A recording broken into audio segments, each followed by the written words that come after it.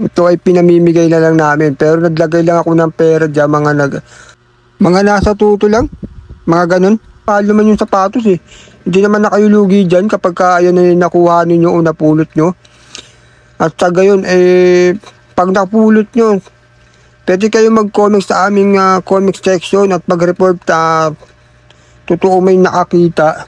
Kadalasan ng mga nakakakita ng aming mga binabagsak na sapatos, ang aming mga ibinabandona. Siguro kung mga nangangalakal lang eh. O kaya hindi alam na vlog, siguro collection na sapatos. Kinukoleksyon pa namin dati yan. Ngayon, pamimigay na lang namin. Inaabandona na lang namin. At sa gayon, ito na. Iniwanan na natin. Yon, maraming salamat mga gar. Thank you. Yon, musta mga gar. Muli na naman tayo magbabalik sa ating palibagong episode.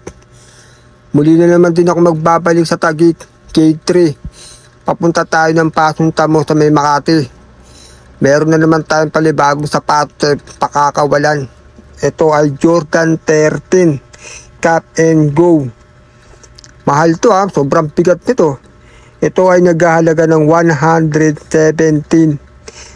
280,000.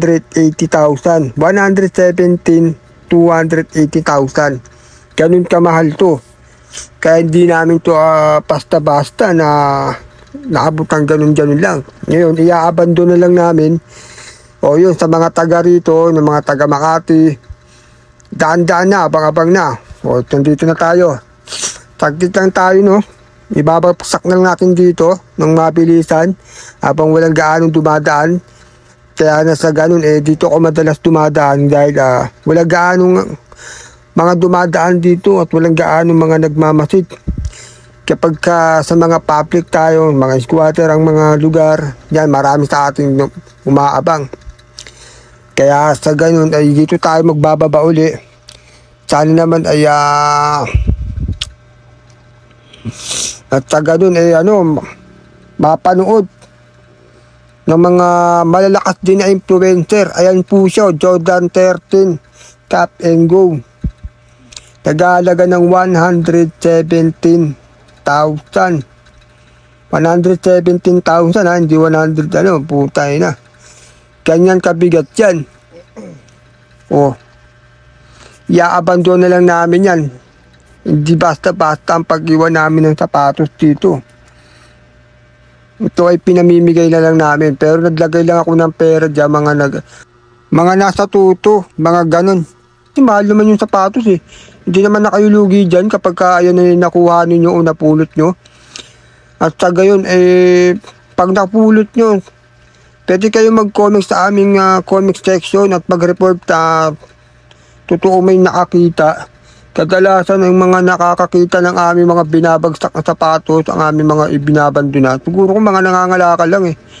O kaya hindi alam na vlog, siguro akala lang siguro iniwan lang ng mga tao doon.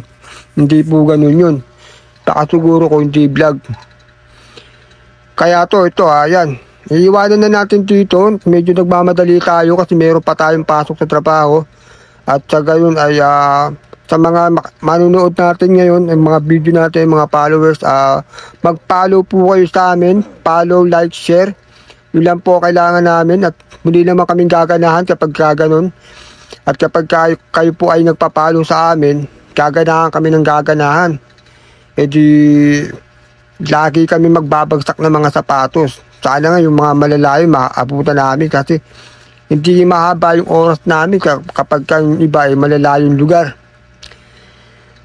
Sa ganun, ito na tayo ngayon. Antay-antay lang tayo ng konti.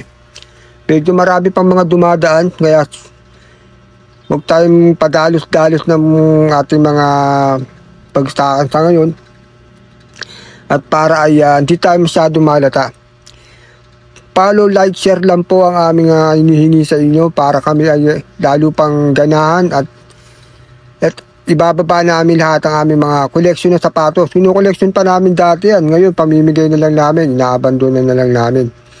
At sa gayon, ito na. Iniwanan na natin. Yon, maraming salamat mga gar. Thank you.